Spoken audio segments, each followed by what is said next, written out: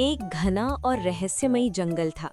इस जंगल के राजा शेर का नाम शेर सिंह है, जो अपनी बढ़ती उम्र के कारण अब शिकार करने में असमर्थ है। शेर सिंह अपनी गुफा के बाहर बैठा है। उसका शरीर कमजोर हो गया है और उसकी आंखों में भूख की लाचारी है। उसके साथ उसका वफादार लेकिन धूर्त सलाहकार लोमड़ी चतुर बैठा है। चतुर, क्या तुम्हें कोई शिकार नजर आ रहा है?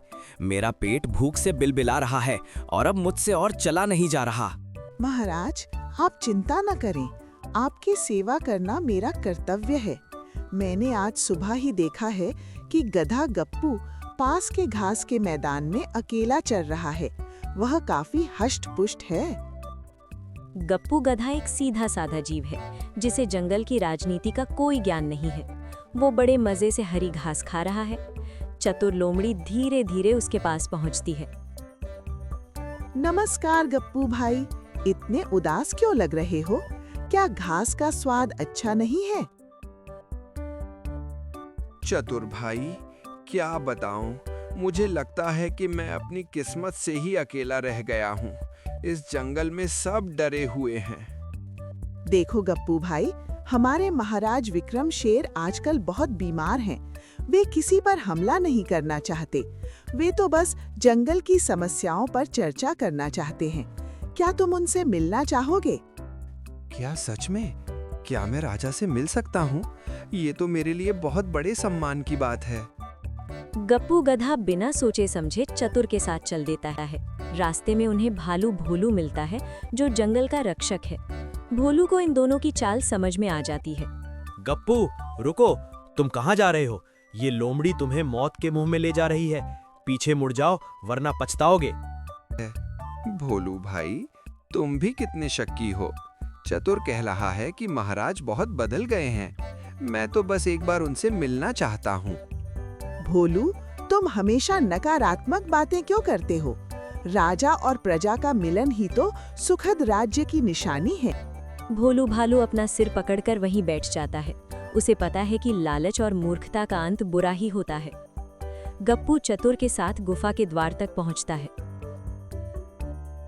चतुर, क्या तुम उसे ले आए? बहुत अच्छा किया, आज मेरा पेट भर जाएगा। महाराज, मैंने तो आपका क्या बिगाड़ा है? मुझे माफ कर दीजिए।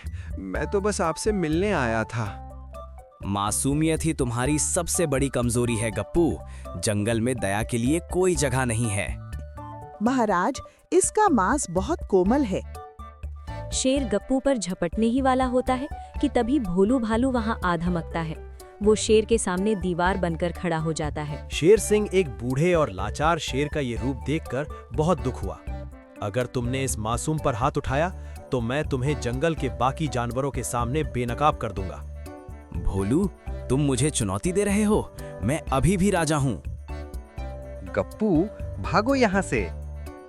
गप्पू डर के मारे वहां से दौड़ पड़ता है। शेर और लोमड़ी उसे रोकने की कोशिश करते हैं, लेकिन भोलू भालू उन्हें अपनी शक्ति से पीछे धकेल देता है।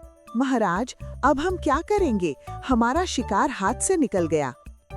आज मेरी ताकत से ज्यादा मेरी भूख ने मुझे हरा दिया है। भोलू ने सच कहा, हम गिर चुके हैं।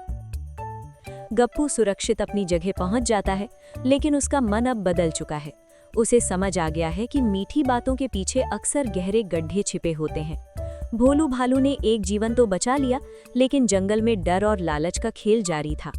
अंततः ये कहानी हमें सिखाती है कि चापलूसों की बातों पर कभी भरोसा नहीं करना चाहिए और बिना सोचे समझे किसी अनजान के पीछे नहीं चलना चाहिए।